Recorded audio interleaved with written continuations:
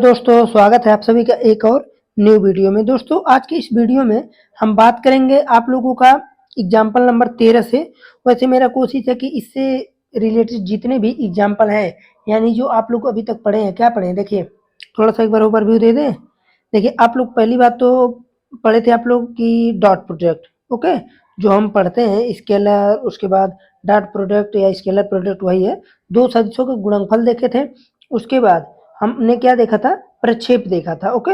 ये दो चीज देखा था। इन दो चीज से रिलेटेड जितना भी इसमें आपको सवाल मिलेंगे, मेरा कोशिश है कि आज इनको निपटा दिया जाए। देखिए सबसे पहला एग्जाम्पल यानी एग्जाम्पल नंबर 13। देखिए एग्जाम्पल नंबर 13 क्या बोल रहा है कि 13 नंबर प्रश्न क्या है कि दो सदिशों, ध्यान दीजिएगा, दो सदिशों ए एवं बी। पिछले लेक्चर में चार्ज खत्म हो गया था, नहीं तो यहाँ हम खत्म कर दिए होते इसको।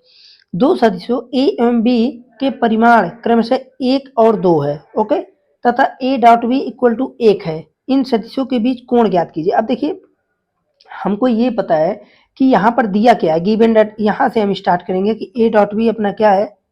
एक सेकंड, थोड़ा सा हम इसका कलर बदलने, चलिए हो गया। जैसे यहाँ पर ये मेन चीज है, देखिए A dot B equal to 1 दिया है, तो यहीं से हम स्टार्टिंग करेंगे। हम स्टार्टिंग क्या करेंगे, सबसे पहला काम तो हम ये देख रहे हैं कि यहाँ पर गिवन डेट क्या है, जो चीज दिया है उसको उतार लें एक बार। तो दिया है, क्या दिया है देखिए, सिंपल काम भाई, A dot B equal to given that है कितना, 1। A dot B equal to 1। फिर दे रहा है कि वेक्टर ए का मैग्नीट्यूड कितना है, 1। और तो और वेक्टर बी का भी मैग्नीट्यूड दिया कितना, 2। तो फिर यहां से हम ये चीज जो है ए डॉट बी, इसी से स्टार्ट करते हैं। A dot B equal to क्या होता है, ए का मैग्नीट्यूड, बी का मैग्नीट्यूड, और उसके बाद कॉस थीटा होता है ना, तो कॉस ऑफ थीटा। अब हमको ये पता है कि यहाँ पर कॉस थीटा यानी एंगल पूछा जा रहा है, तो आप डायरेक्टली अगर आपको फार्मूला पता है तो आप यही लगाइए, cos inverse A dot B by magnitude of A and magnitude of B, ये चीज। बट ये चीज यहाँ से आ रहा है तो आप दोनों तरीकों में से कोई तरीका लगा सकते हैं। A dot B given that है कितना, 1। Magnitude of A equal to कितना है, 1 इंटू मैग्नीट्यूड ऑफ बी कितना है, 2 cos of theta. Cos theta equal to कितना आ गया, 1/2। अब 1/2 कॉस थीटा में, अब देखिए थीटा इक्वल टू क्या लिख सकते हैं, कॉस इनवर्स 1/2। अब देखिए कॉस इनवर्स 1/2 किसका मान होता है थीटा में, आप कहेंगे ऐसा है 60 अंश होता है, यानी पाई/3। ओके, ये रहा आप लोगों का आंसर। ओके, अब हम चलते हैं अगले प्रश्न यानी एग्जाम्पल नंबर 14 पर। देखिए ये प्रश्न है कि एक सदिश ए है फिर एक सदिश बी है, के बीच का एंगल ज्ञात कीजिए। सदिश ए एवं सदिश बी के बीच का कोण ज्ञात कीजिए। अब देखिए कोण अगर ज्ञात करना है तो आपको सबसे पहले क्या चाहिए, देखिए हम डायरेक्टली फार्मूला भी लेकर, ये वाला फार्मूला भी लेकर चल सकते हैं, ऐसे भी कर सकते हैं। दोनों तरीकों में जो आपको बेहतर लगे दोनों में से कोई लिखिए। तो यहाँ पर हम सिंपल पहले क्या करेंगे, हम ये देख रहे हैं कि हमको ये पता है कि जो कॉस थीटा होता है, कॉस थीटा इक्वल टू वो क्या होता है, आप कहेंगे ऐसा है A dot B by magnitude of A into magnitude of B, ये होता है कॉस थीटा का फार्मूला। फिर हमने ये देखा कि हमको मैग्नीट्यूड ऑफ ए और मैग्नीट्यूड ऑफ बी तो हमको पता ही ना है, तो हम इसके लिए करेंगे क्या, सबसे पहला काम भाई हम निकाल लेते हैं मैग्नीट्यूड ऑफ ए और मैग्नीट्यूड ऑफ बी कितना होगा। चलिए देखते हैं।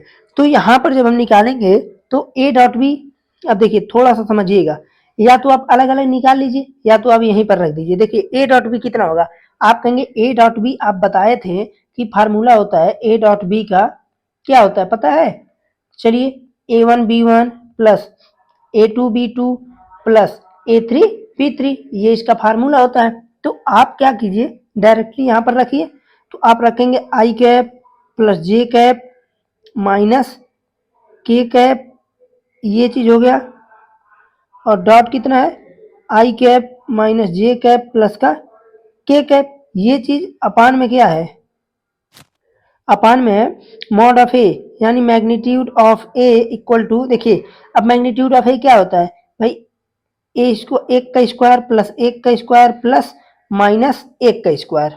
ओके, फिर अलग से क्या करेंगे, लगाएंगे मैग्नीट्यूड ऑफ बी के लिए 1 का स्क्वायर प्लस माइनस 1 का स्क्वायर प्लस 1 का स्क्वायर, यानी अब यहाँ से क्या आया देखिए, अब इसका जब हम मल्टीप्लाई करेंगे तो आपको कुछ नहीं करना है, सिंपल आपको ये करना है कि A1 A2 B1 B2 लगाना है फार्मूला।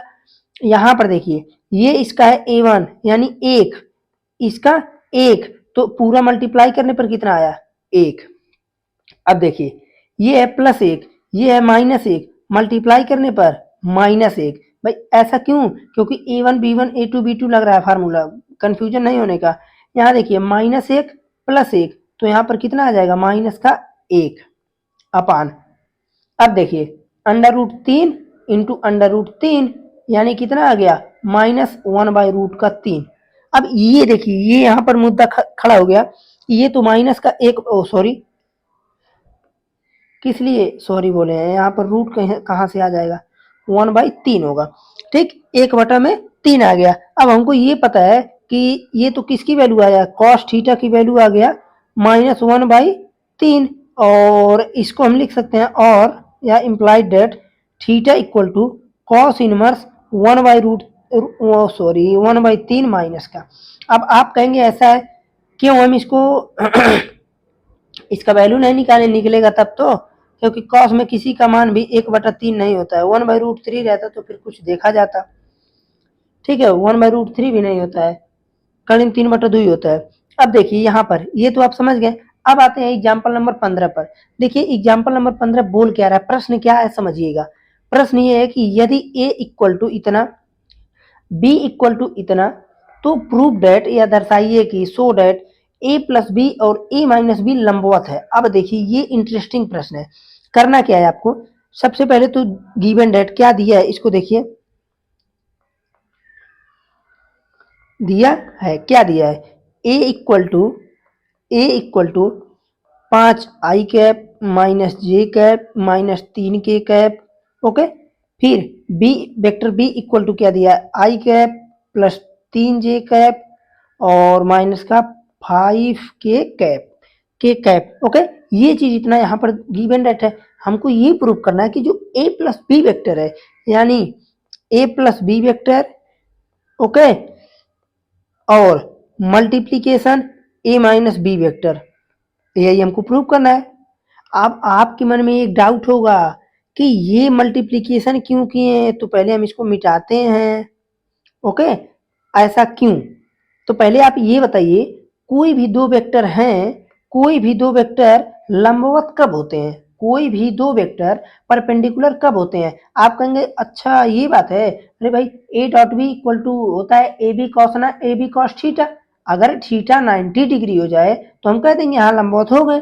तो उसी प्रकार से अगर a dot A plus B dot A minus B दोनों का मल्टीप्लीकेशन अगर 0 आ गया तो हम बोल देंगे कि हाँ दोनों वेक्टर लंबवत है। तो सबसे पहले हम क्या निकालेंगे, a plus B equal to, अब देखिए जोड़िए 5 और 1, ये देखिए 5 1, तो कितना आएगा, आप कहेंगे 6 आई कैप -1 प्लस 3, तो प्लस का 2 जे कैप -3 -5 माइनस का 8 के कैप, ओके। फिर उसके बाद अब हम ये देख रहे हैं यहाँ पर, अब a माइनस बी हमको निकालना है, vector a minus B equal to 5 -1, तो आ गया 4 आई कैप -1 -3 -4 जे कैप -3 और -5, तो आ जाएगा -3 + 5, तो बचेगा कितना, प्लस का 2 के कैप। थोड़ा ध्यान से समझिएगा, मेरे कहने का तात्पर्य ये था -3 -5, तो -3 + का 5 इक्वल टू 2, ये चीज था, ओके। है आसान, अगर आप थोड़ा सा समझ गए तो बहुत ही बेहतर है। अब हमको क्या करना है, अब हमको मल्टीप्लीकेशन यहाँ पर रिप्रेजेंट कर रहे हैं, ये चीज यहाँ से, ये चीज देखते हैं क्या होता है। देखिए 6 आई कैप प्लस 2 जे कैप -8 के कैप 4 आई कैप -4 जे कैप और प्लस का 2 के कैप। ये चीज मल्टीप्लीकेशन में वही अपना फंडा चलता है, a1 a2 a1 b1 a2 b2 और a3 b3। तो a1 b1 6 चौका हो जाएगा 24 और माइनस का 8 माइनस का 16, यानी आ गया कितना 0। भाई 24 - 24 0 ही होगा, तो हम लिखेंगे क्या, हम लिख सकते हैं कि अतः हम क्या लिखेंगे कि अतः ए प्लस बी वेक्टर और ए प्लस बी वेक्टर जो भी चीज आया, ए प्लस बी वेक्टर जो था, ठीक है ना, ए प्लस बी वेक्टर और ए माइनस बी वेक्टर और vector A minus B vector क्या चीज है, लंबवत है या परपेंडिकुलर है, लंबवत है। ओके, ये था आप लोगों का प्रश्न, जो कि इसका आंसर बिल्कुल ही इजी था। अब हम आते हैं एग्जाम्पल नंबर 16 पर। ये देखिए, ये बहुत ही इंटरेस्टिंग प्रश्न है। प्रश्न क्या है कि सदिश ए का सदिश बी पर, तो मैं आपको क्या बोला था, अगर कोई वेक्टर इस प्रकार से ये है और इस पर निकालने को बोल रहा है, कोई लाइन पर, कोई कुछ पर, तो ये अगर ये ए वेक्टर है, ओके, ए बी नाम दे देते हैं, और इसका प्रक्षेप यहाँ पर सी है, और मैं सपोज कर लिया था कि ये प्रक्षेप पी हो जाए, तो मैं ये बोला था कि लिखेंगे क्या, देखिए जो वेक्टर है वो तो रहेगा ही रहेगा, जिस वेक्टर पर निकालना है प्रक्षेप उसका पी कैप ले लीजिए बस, ये इसका फार्मूला था। तो उसी प्रकार से हम यहाँ पर क्या लिखेंगे कि भाई पहले देखिए क्या दिया है, vector A equal to 2 I cap 3 J cap और प्लस का 2 के कैप। ओके, हमको वेक्टर बी भी दिया है, रुक जाइए एक second, I cap plus 2 J cap और प्लस का के कैप। ओके, जब हम निकाल रहे हैं कि सदिश ए का सदिश बी पर प्रक्षेप, तो हम लिखेंगे पहले कि सदिश ए का सदिश बी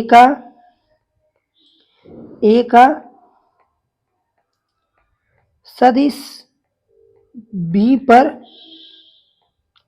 प्रक्षेप या प्रोजेक्शन। तो ये चीज जब लिखेंगे तो हम सिंपल तुरंत लिखेंगे, देखिए ए का बी पर। ओके, अब इसी को आप तोड़ मरोड़ के लिख सकते हैं कि A dot B by modular magnitude of B. तो ए डॉट बी लिखने के लिए पहले ए डॉट बी वेक्टर तो हम लिखे, तो यहां पर लिखेंगे हम क्या, 2 I cap 3 J cap 2 K cap dot I cap plus 2 J cap plus का K cap upon magnitude of B equal to under root 1। अब देखिए मैग्नीट्यूड ऑफ बी, तो ये इसी का तो मैग्नीट्यूड लेंगे, तो अंडर रूट हो जाएगा, देखिए 1 का स्क्वायर और 2 का स्क्वायर फिर 1 का स्क्वायर, यानी इक्वल टू किसके बराबर होगा। अब ध्यान से आपको समझना है थोड़ा, यहाँ से देखिए ये चीज a1 b1, तो 2 का मल्टीप्लाई 1 में तो कितना आएगा 2, चीजों को समझते रहिए, 2 3 का मल्टीप्लाई 2 में तो 6, 2 का मल्टीप्लाई 1 में तो 2 अपान अंडर रूट, देखिए 2 का स्क्वायर 4 और 1 5 1 6, तो अंडर रूट आ गया 6, यानी यहां से आ जाएगा 6 4 10 बाई अंडर रूट 6। ये रहा आपका आंसर। ओके, बहुत ही आसान प्रश्न था, आप इसे कुछ तोड़ भी सकते हैं, जैसे मान लीजिए हर का परिमेयीकरण कर देंगे तो क्या आ जाएगा, 10 का ऋण 6 बाई 6 यानी 5/3 का ऋण 6, तो आप लोग वो तो आपके ऊपर है।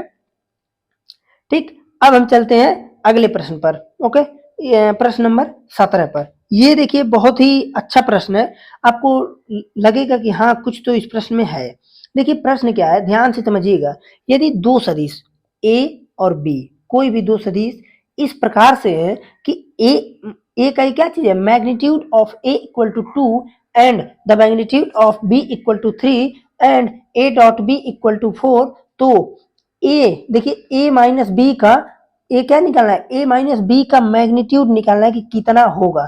तो आप कहेंगे ऐसा है, ऐसे प्रश्न को हम निकाल ही कैसे सकते हैं भाई, ऐसे अगर प्रश्न आ गया कि ए माइनस बी का मैग्नीट्यूड होल मैग्नीट्यूड निकालिए, तो हम कैसे निकाल सकते हैं। आप कहेंगे अच्छा एक काम करें, हम अलग अलग निकाल लें, या तो कोई दूसरा आइडिया लगाएं। तो देखिए मैं सिंपल आपको बताता हूं, अगर ऐसे प्रश्न कहीं भी आए तो कोशिश आपको ये कीजिए कि आप इसी से उठाना की कोशिश कीजिए, सवाल को आप यहीं से उठाइए जो पूछा है ए माइनस बी। तो देखिए अब अगर आप ध्यान दें तो आप ये जानते हैं कि अगर मान लेते हैं कि ए माइनस बी का मैग्नीट्यूड का होल स्क्वायर लिखे, तो इसका क्या मतलब हुआ।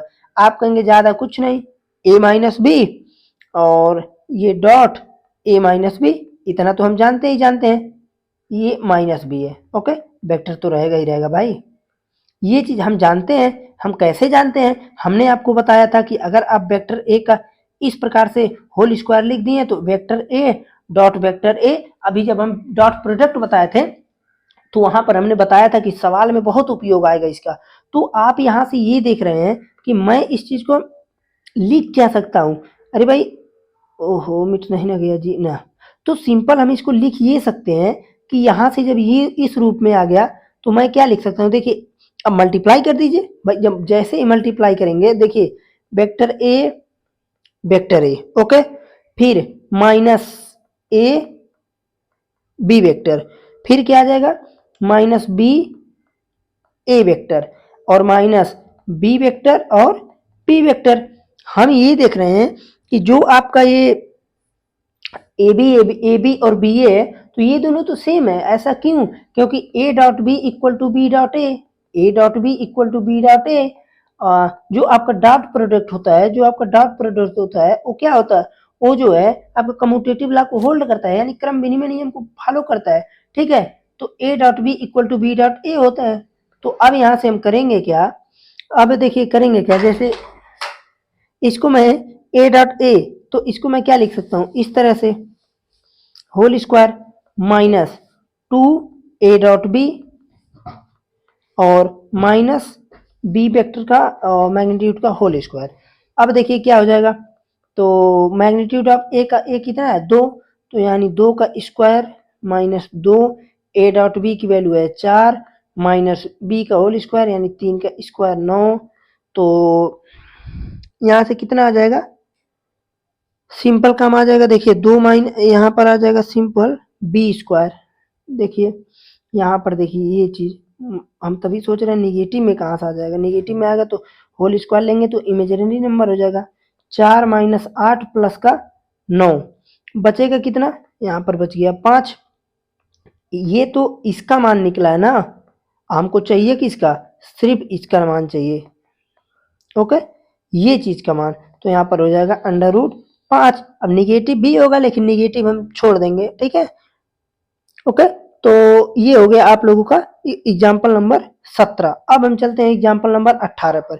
ये तो हमें लगता है बहुत ही आसान प्रश्न है। यहाँ पर क्या है, ए एक मात्रक सदिश है, तो x माइनस ए और dot X plus A equal to 8, तो मैग्नीट्यूड ऑफ x ज्ञात कीजिए। ये तो बहुत ही आसान है, क्यों? क्योंकि भाई यहाँ पर हम ये देख रहे हैं कि अगर ये यहाँ पर दिया है तो थोड़ा सा एक चीज देख लेते हैं। दिया है, क्या दिया है कि ए जो है वेक्टर ए एक मात्रक सदिश है, यानी यूनिट वेक्टर है, मात्रक सदिश है। ओके, तो अब यहां से हम क्या करेंगे, अब इसी को बस तोड़ना है आपको, इसी को आपको तोड़ देंगे, आपका आंसर तुरंत निकल जाएगा। देखिए जब हम इसको तोड़ेंगे तो क्या लिख देंगे भाई, x minus A X plus A, तो हम लिख देंगे x डॉट एक्स और x का मल्टीप्लाई ए में हो जाएगा तो plus x dot A minus A dot X minus A dot A equal to 8। फिर उसके बाद यहाँ से ये निकल जाएगा। देखिए इसको मैं लिख सकता हूँ मैग्नीट्यूड ऑफ x इस प्रकार से का होल स्क्वायर और x A minus A x, ये दोनों तो सेम ही है, तो ये दोनों तो कैंसिल हो जाएंगे क्योंकि कम्यूटेटिव ला होल्ड करता है ना क्रम विनिमय नियम डॉट प्रोडक्ट। और यहाँ पर हो जाएगा माइनस मैग्नीट्यूड ऑफ ए का होल स्क्वायर इक्वल टू 8। यहाँ से हो जाएगा एक्स का square minus magnitude of A यानी एक, भाई एक का स्क्वायर एक ही होगा इक्वल टू को 8, और ये आ जाएगा एक्स स्क्वायर इक्वल टू 9, और यहाँ से आ जाएगा एक्स इक्वल टू कितना आएगा प्लस माइनस 3, बट 3 को ही लेंगे क्योंकि सदिश का जो है परिमाण क्या होता है, आप कहेंगे निगेटिव कैसे हो जाएगा, जैसे ये मैग्नीट्यूड को रिप्रेजेंट कर रहा है और मैग्नीट्यूड कोई भी वेक्टर हो उसका कभी माइनस हो ही नहीं सकता है। माइनस अगर अंडर रूट में मान लीजिए माइनस हो गया तो अंडर रूट में कोई नंबर है अगर, तो उसका जब हम क्या लेंगे वर्गमूल लेंगे तो निगेटिव में आएगा ही नहीं। तो यहाँ से भी बोल सकते हैं और सारे भी रीजन है कि वेक्टर का मैग्नीट्यूड निगेटिव नहीं हो सकता। ठीक, अब देखिए, अब आते हैं कि दो सदिश, एग्जाम्पल नंबर 19, दो सदिश ए और बी के लिए सदैव ए डॉट बी लेस होता है, less than are equal to A magnitude of A और मैग्नीट्यूड ऑफ बी। ये जो है कॉची स्क्वायर असमीका है। ठीक है, सॉरी, पहले हम क्या करते हैं, एक एग्जाम्पल के माध्यम से हम आपको समझाते हैं। वैसे ये तो बहुत ही आसान है, कैसे आसान हम बता देते हैं। जैसे आप ये जानते हैं, आप जानते क्या है कि जो ए डॉट बी होता है, मान लेते हैं कि जो भी हमारा ए डॉट बी है, ठीक है, जैसे हम यहाँ पर ये जानते हैं कि जो कॉस थीटा होता है वो क्या होता है, A dot B by magnitude of A और मैग्नीट्यूड ऑफ बी, ये तो होता है। लेकिन अगर मान लीजिए हम इसका क्या करें, होल का मैग्नीट्यूड ले लें, होल का मैग्नीट्यूड यानी दोनों तरफ में मैग्नीट्यूड ले लें, तो यहाँ से हमको मिल जाएगा कि ए डॉट बी का मैग्नीट्यूड अपान ए का मैग्नीट्यूड, बी का मैग्नीट्यूड, ये तो इसका मैग्नीट्यूड होगा ही होगा, यहाँ भी हो जाएगा, और कॉस थीटा का भी मैग्नीट्यूड हो जाएगा। और कॉस थीटा का मैग्नीट्यूड अगर होगा तो इसका वैल्यू क्या हो सकता है, या तो 0 या तो 1, यही तो हो सकता है। या तो इसका मान जो है, जैसे इसका मान -1 से 1 के बीच में होता है, जब इसका हम कॉस थीटा पर मैग्नीट्यूड यानी मॉड लगा दिए तो ये क्या होगा, निगेटिव वाला हट जाएगा, यानी less than are equal to क्या हो जाएगा, 1। ओके, इधर का जो भी वैल्यू होगा इसी के बराबर होगा। फिर उसके बाद यहाँ से हम क्या करें, सिंपल काम मल्टीप्लाई कर दें, क्रॉसमेटिक मल्टीप्लाई, यही तो लिखा है यहाँ पर, less than are equal to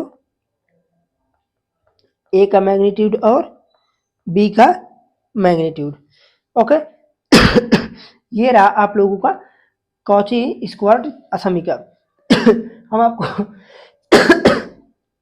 sorry, हम ये बताना चाहते हैं, जैसे देखिए अगर कोई एक वेक्टर हम ले लें, मान लेते हैं, समझिए, वेक्टर ए इक्वल टू हमने ले लिया, मान लीजिए आई कैप प्लस जे कैप माइनस के कैप, और वेक्टर बी ले लिया हमने, मान लीजिए 3 आई कैप 4 जे कैप प्लस का 2 के कैप। ओके, जब हम इनका ले लिए, मान लीजिए कि ए डॉट बी, तो ए डॉट बी अगर हम लेते हैं, यहाँ पर ध्यान से समझिएगा, ए डॉट बी जब हम लेंगे तो क्या आएगा, A dot B equal to कितना आ जाएगा, A dot B equal to, तो आ जाएगा यहाँ से देखिए 3 और प्लस का 4 माइनस का 2। ओके, यही आएगा, बात करना तो होते, ठीक, 4 बार आ गया, देख लो एक बार। तो उसके बाद से जो है हम क्या करेंगे, उसके बाद हम यहाँ पर ए डॉट बी ले लिए, फिर उसके बाद हम इसका मैग्नीट्यूड अगर अलग अलग लें तो देखिए ए का मैग्नीट्यूड जो है कितना आएगा, आप कहेंगे ऐसा है, इसका आ जाएगा √3, भाई इसका मैग्नीट्यूड √3 आएगा। बी का मैग्नीट्यूड कितना आएगा, अंडर रूट में देखिए आ जाएगा 9 16, और उसके बाद 9 16 और उसके बाद 4, तो 16 4 20 9 29 √29। ठीक, ये चीज हो गए। उसके बाद अच्छा, एक सेकेंड हमको टाइम लेना पड़ेगा। हेलो, हाँ चाचा, हाँ पहुंच गए कब है।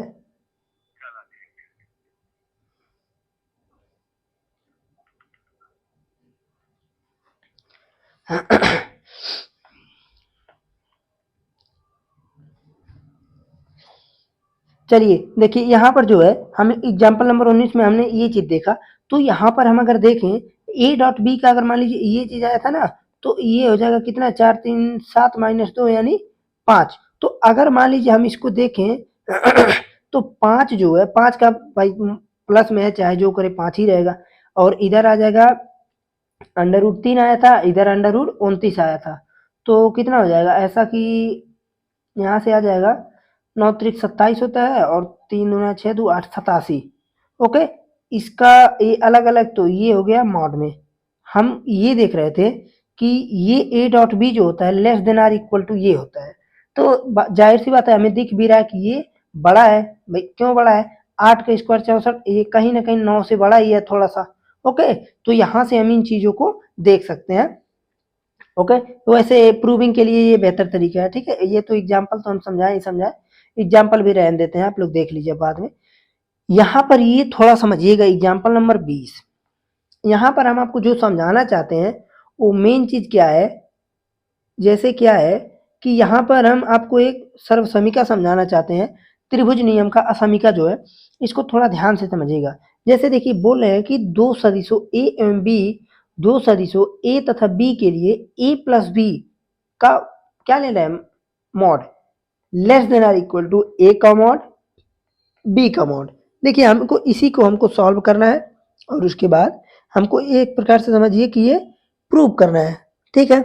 अब देखिए हम ये जानते हैं कि यहाँ पर देखिए एक चीज और, भाई सिंपल काम, अगर ए और बी दोनों जीरो हो जाएगा तो काम ही खत्म हो जाएगा। अगर दोनों ए और बी जीरो हो जाए तो मैटर खत्म, सब वही तो सेम हो जाएगा। इसलिए ए डॉट ए मतलब ए जीरो बी जीरो को नेग्लेक्ट किया जाता है। यहाँ से हम आपको बताए हैं कि जो चीज आपको प्रूव करना है भाई, ये चीज हमको प्रूव कर, सॉरी, देखिए हमको ये प्रूव करना है ए प्लस बी, तो हम एक काम क्यों ना करें कि जो ए प्लस बी है, ए प्लस बी का मॉड यहीं से हम स्टार्ट करें और किसी भी प्रकार से इस प्रकार से लेते आए, भाई काम हो जाएगा। तो आपके मन में एक विचार आ रहा होगा, क्या चीज, कि अगर इसका हम होल स्क्वायर करें तो कहीं ना कहीं इस रूप में अगर हम इसको लिखें और बाद में होल स्क्वायर को हटा दें तो हम कहेंगे हाँ ये चीज आ गया।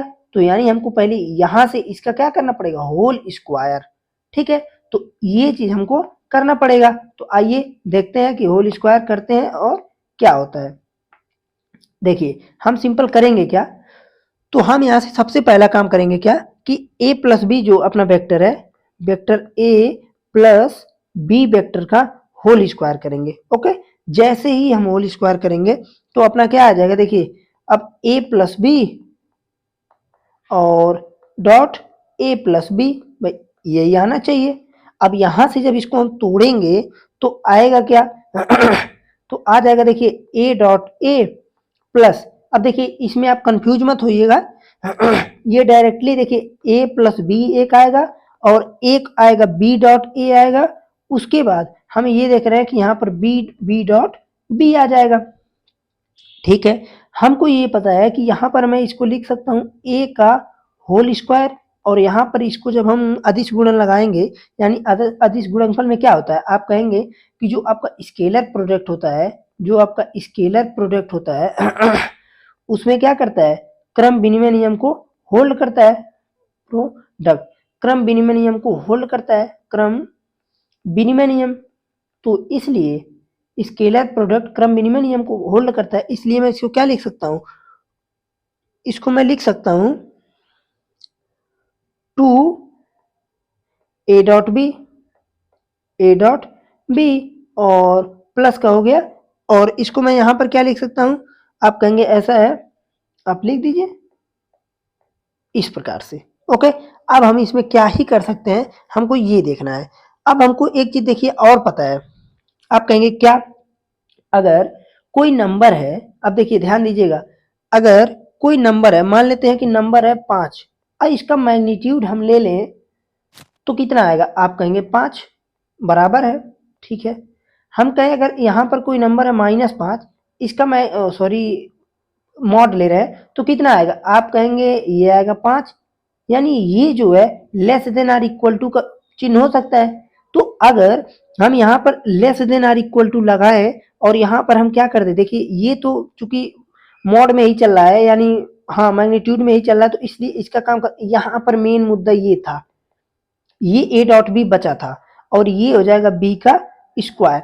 हम यहाँ पर अब ब्रैकेट में रीजन भी दे सकते हैं, क्यों, क्योंकि हमको पता है भाई, क्या पता है कि जो एक्स होता है, जो नॉर्मली एक्स होता है, ठीक है, वो less than are equal to modulus of X, ये चीज होता है for every X belongs to R, for every X belongs to R, ये हमको रीजन यहाँ का बकायदे का पता है।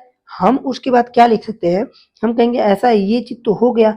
अब एक नियम हम और अभी पढ़े हैं कॉची सीक्वेंस करके कुछ, तो इसको हम लिख कह सकते हैं कि टू, अब ए डॉट बी को हम क्या लिख सकते हैं अलग से, ये बताइए ए इंटू बी लिख सकते हैं कि नहीं, भाई कॉची सीक्वेंस यहाँ देखिए आप लोग क्या पढ़े हैं, A dot B less than are equal to A और बी अलग अलग लिख सकते हैं। अगर इसका मैग्नीट्यूड ले रहे हैं अलग अलग भी मैग्नीट्यूड ही होगा, तो ए डॉट बी को क्या लिख सकते हैं, ए और बी, ए और बी और प्लस बी का होल स्क्वायर।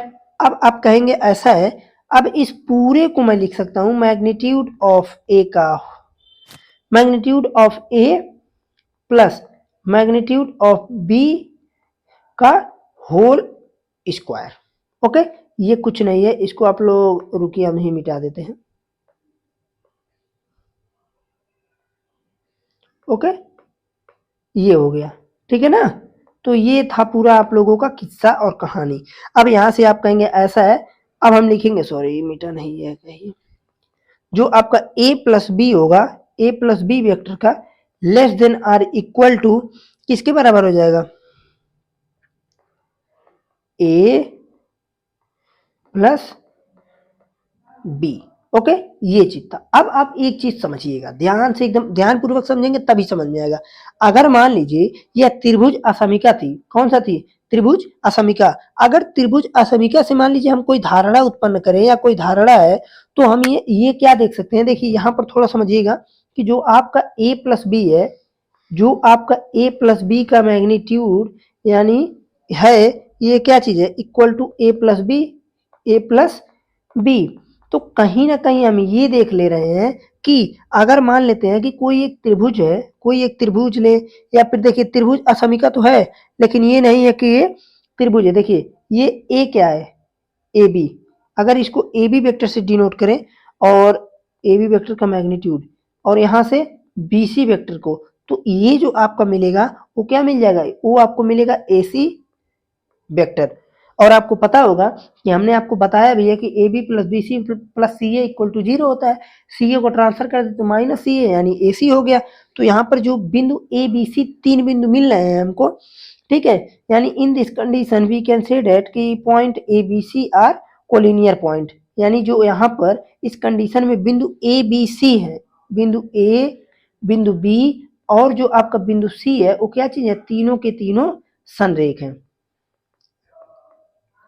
और आपको पता होगा कि अगर कोई तीन बिंदु संरेख होते हैं तो वहां पर क्या होता है, आप कहेंगे तीनों के तीनों पॉइंट एक ही लाइन पर स्थित होते हैं, जिससे वो एक त्रिभुज नहीं बना सकते हैं। ठीक है, अब यहाँ पर जो आप लोगों का एग्जाम्पल 19 सॉरी एग्जाम्पल 21 दिया है, इसमें हम क्या कर सकते हैं भाई, सबसे आसान काम, हमको यही नियम फॉलो करवा दो कि ए बी वेक्टर ले लो, बी सी वेक्टर ले लो, मैग्नीट्यूड निकालो, इसके मैग्नीट्यूड के इक्वल आ गया तो हम बोल देंगे कि जो आप लोगों का है दो तीनों वेक्टर वो तीनों के तीनों आपस में संरेख है। सिंपल काम। अगर नहीं हुआ तो फिर तब मैटर हो जाएगा गड़बड़। तो आते हैं देखते हैं हम करेंगे क्या। देखिए पहले प्रश्न सुनिए, दर्शाइए कि बिंदु ए बी और सी संरेख है। तो संरेख दर्शाने के लिए हम क्या करेंगे, सबसे पहले हम निकालेंगे ए बी वेक्टर। अब देखिए सबसे पहला तो आपको जो चीज दिया है उसको तो लिखना ही पड़ेगा। दिया है vector A equal to, vector A equal to minus का 2 आई कैप माइनस का 2 I cap plus 3 J cap और प्लस का 5 के कैप। ओके, और तो और vector B equal to I cap 2 J cap plus 3 K cap और vector C equal to A B C. ये तीन बिंदु है ना, देखिए ये बिंदु है, ये वेक्टर यहाँ नहीं रहना चाहिए, नहीं तो गलत हो जाएगा। ठीक है, क्योंकि ये बिंदु है ए बी सी। ओके, बिंदु ए बी सी ये आपके बिंदु हैं। ठीक, तो यानी ये चीजें नहीं रहनी चाहिए।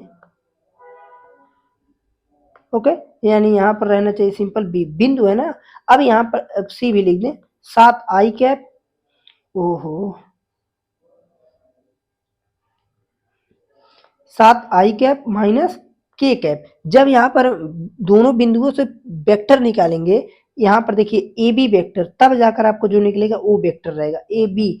तो ए बी का कंडीशन क्या है, बी वाले में से सब ए वाले को घटा दो, एक माइनस माइनस दो, यानी आ गया 3 आई कैप।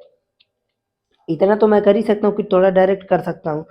तो 3 आई कैप और 2 माइनस 3 यानी माइनस जे कैप, 3 माइनस 5 यानी माइनस 2 के कैप। ये आ गया ए बी। ओके, थोड़ा सा हम आपको समझा देते हैं कैसे हुआ है। अरे भाई, 1 minus minus 2 I cap plus 2 minus 3 J cap plus 3 minus 5 K cap, और इनको जब जोड़ेंगे तो 3 आई कैप माइनस जे कैप और माइनस 2 के कैप। ठीक, ये चित्र, ठीक है ना। अब इसके बाद हम चलते हैं, ए बी हो गया, बी सी वेक्टर निकालने। तो बी सी वेक्टर तो आपको दिख रहा है सीधे 7 आई माइनस 1 आई, तो आ जाएगा 6 आई कैप। ए बी हो गया, बी सी हो गया, उसके बाद माइनस के माइनस 3 यानी माइनस 4 के कैप। हमने कौन सा वेक्टर निकाला है? बी सी वेक्टर निकाला है। क्या चीज? 6 आई कैप। और एक चीज और ध्यान देना है आपको, ध्यान ये देना है कि यहाँ पर अगर देखें तो देखिए हमको क्या करना है, सी में से इसको बी को घटाना है। भाई यहाँ सी जो वेक्टर है इसमें से बी को घटाना है, तो हम 7 में से 1 को घटाएं, ठीक है 6 बच गया। अब यहाँ पर जे का कोई नहीं है, लेकिन यहाँ पर तो है जो 2 जे कैप, तो यहाँ पर हम क्या करेंगे माइनस 2 जे कैप, और उसके बाद फिर हम क्या करेंगे माइनस 1 वही माइनस 3, तो आ जाएगा माइनस का 4 के कैप, माइनस का 4 K cap A B B C. अब उसके बाद हम निकालेंगे ए सी वेक्टर, सी ए नहीं निकालना है, ध्यान रहे आपको निकालना है ए सी वेक्टर। ए सी वेक्टर जब निकालेंगे तो 7 आई माइनस माइनस 2 यानी आपका आ जाएगा डायरेक्टली 9 आई कैप, 2 जे और नहीं जे तो कुछ नहीं है, लेकिन माइनस 3 आ जाएगा, माइनस 3 जे कैप। और चीज और आ जाएगा आपका यहाँ पर माइनस के माइनस 5 यानी माइनस 6 के कैप। ये चीज आ गया ए बी बी सी और ए सी वेक्टर। हमको अब ये देखना है कि मैग्नीट्यूड क्या आ रहा है, तो ए बी का magnitude equal to under root, देखिए 3 का स्क्वायर प्लस माइनस 1 का स्क्वायर प्लस माइनस 2 का स्क्वायर। अगर आपका प्रैक्टिस बढ़िया है तो आप डायरेक्टली ये सब चीज़ों को कर सकते हैं, फिर डायरेक्ट आप लिख दें 9 1 और 4, तो यहाँ से आ जाएगा अंडर रूट 14, ये सब लिख सकते हैं। और उसके बाद बी सी का मैग्नीट्यूड इक्वल टू 6 का स्क्वायर प्लस माइनस 2 का स्क्वायर प्लस माइनस 4 का स्क्वायर, तो यहाँ से आ गया आपका देखिए 36 प्लस 4 40 प्लस 16 यानी अंडर रूट 56, यही तो आना चाहिए ना, अंडर रूट 56, ठीक है ना। अब उसके बाद और क्या आ सकता है, तो ए सी इक्वल टू अब देखिए 9 का स्क्वायर प्लस माइनस 3 का स्क्वायर प्लस माइनस 6 का square is equal to representing as the 81 plus 9 90 और 6 का स्क्वायर 36, तो 126 आना चाहिए, 126। अब इसको हम लिख क्या सकते हैं, ये भी तो बात है।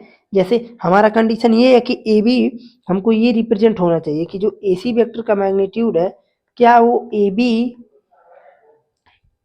बी सी के मैग्नीट्यूड के इक्वल है, तो आप कहेंगे अभी तो नहीं दिख रहा है, तो एक काम करते हैं पहले इसको ये ना लिख करके पहले हम ये लिखते हैं कि जो आपका 100 अंडर रूट है 126 है, इसको मैं क्या लिख सकता हूँ। तो आप अगर थोड़ा ध्यान से देखें तो इसको मैं लिख सकता हूँ, थोड़ा और इधर से हमको करना चाहिए, तो चलिए जगह बना देते हैं अभी।